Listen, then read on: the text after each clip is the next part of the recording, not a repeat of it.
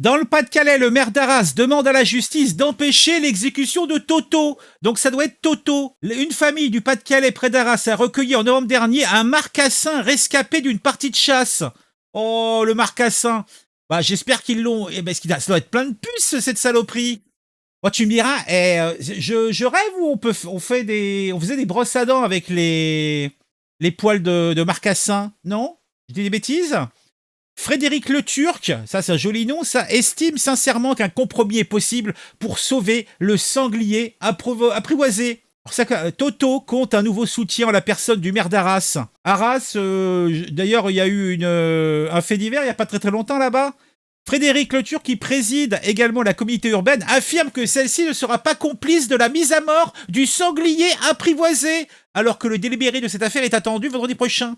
L'élu indique dans un communiqué avoir demandé à la présidence de la cour d'appel de Douai d'empêcher l'exécution de l'animal qui a été hébergé dans une fourrière. Une action qui ne pourrait aujourd'hui qu'être incomprise par le grand public, très sensibilisé à la cause animale, à juste titre touché par cette affaire.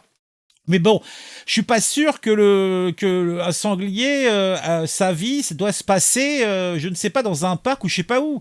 Ah, il doit vivre dans la nature. Et puis, bah, vivre dans la nature, c'est aussi, eh bien, tomber sous le coup des chasseurs qui régulent les populations. Puisque si on ne faisait rien, eh bien, il y aurait beaucoup de problèmes. Retour en arrière, une famille du Pas-de-Calais près d'Arras a recueilli en novembre dernier un marcassin rescapé d'une partie de chasse. Donc un marcassin, c'est les bébés des sangliers. L'animal a vite été adopté, mais sa domestication se heurte à la loi. Il est en effet interdit de posséder un animal sauvage sans un certificat de capacité. Ah bah ça je ne savais pas. Son propriétaire, chez qui on a aussi retrouvé une cinquantaine d'armes, selon la voix d'une heure. Donc il a été amené dans un refuge. Quel rapport avec les armes? Un compromis est possible. Ah, et vous connaissez l'adage. Compromis, conduit. C'est ce que je dis à chaque fois quand j'ai une nouvelle petite copine. Entre-temps, la justice a décidé que Toto devait être euthanasié. Bah, c'est terrible. Bon, pas avec. Je pense qu'il faut plutôt je sais pas moi, tu sais, le mettre à un truc. On peut faire du. C'est du cochon un sanglier. On peut faire un petit peu de charcutaille, ça peut être sympathique. Le jugement de la cour d'appel de Douai dans le Nord se base sur un test prouvant que le jeune sanglier est atteint par la maladie porcine d'Oginski, une sorte de rage contagieuse qui peut être mortelle pour les animaux. Ah bah s'il est malade, ah ouais bah faut l'abattre, hein, c'est évident. Mais sans danger pour l'homme.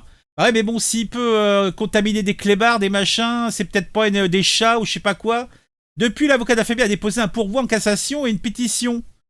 Si je comprends que la justice fasse son travail en appliquant strictement la loi, je comprends aussi l'émoi suscité par le sort de Toto. Ah bah Toto, 0 plus 0 égale la tête à Toto. La tête à Toto empaillée sur un mur. Voilà moi ce que je dis. Ah, j'ai pas de pitié moi. Moi je dis, c'est dans l'assiette Toto, il doit finir dans l'assiette.